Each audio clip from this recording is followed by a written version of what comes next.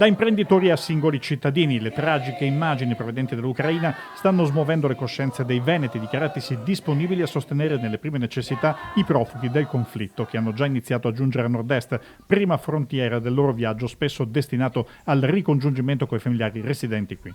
Dalla Regione Veneto giunge appoggio e coordinamento delle iniziative con la mobilitazione della protezione civile, ma non solo.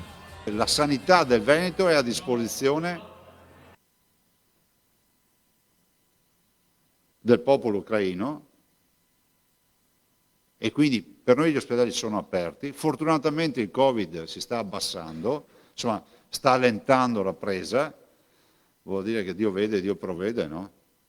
E quindi abbiamo anche spazi per occuparsi di questi eventuali pazienti. Intanto la Regione è pronta ad aprire 545 posti letto fra Monselice, Noale, Valdobbiadene, Zevio e Isola della Scala, in ex ospedali rimasti sempre aperti e pronti per il Covid, senza poi averne avuto piena necessità. Possono diventare fondamentalmente dei dormitori, no? Provvisori per coloro che magari non hanno dei parenti, anche se la tipologia dell'ucraino o dell'ucraina che arriva oggi è un ricongiungimento familiare.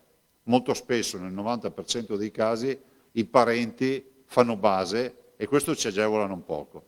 Ci siamo posti il problema di raccogliere abiti e altre cose, però giustamente anche con l'assessore Bottaccini stamattina se ne parlava, queste sono partite che è meglio che vengano valutate a livello nazionale, perché poi alla fine loro ci chiedono farmaci. In 48 ore agli ex ospedali possono essere riallacciati il riscaldamento, dotati di lenzuola e di coperte. Per l'assistenza ai profughi si è mobilitato l'assessorato alla sanità che attende però protocolli nazionali per accoglierli. Però è chiaro che abbiamo detto uno screening appena arrivano, quindi con il tampone rispetto alle persone che dovevano arrivare, quindi a carico delle aziende sanitarie, la verifica della certificazione vaccinale, quindi se sono vaccinati con Sputnik, da quanti mesi sono vaccinati ed eventualmente pensare e prevedere, anche qui aspettiamo a livello nazionale, la seconda vaccinazione con uno dei vaccini a RNA messaggero, quelli in pratica oggi insomma, che sono autorizzati da EMA. Se sono invece vaccinati, se non sono vaccinati, procederemo invece con la vaccinazione con i vaccini appunto oggi autorizzati da EMA. La Regione Veneto anche in questo caso si doterà di un IBAN per avviare una raccolta fondi e garantire la loro corretta destinazione. Il conflitto preoccupa e molto.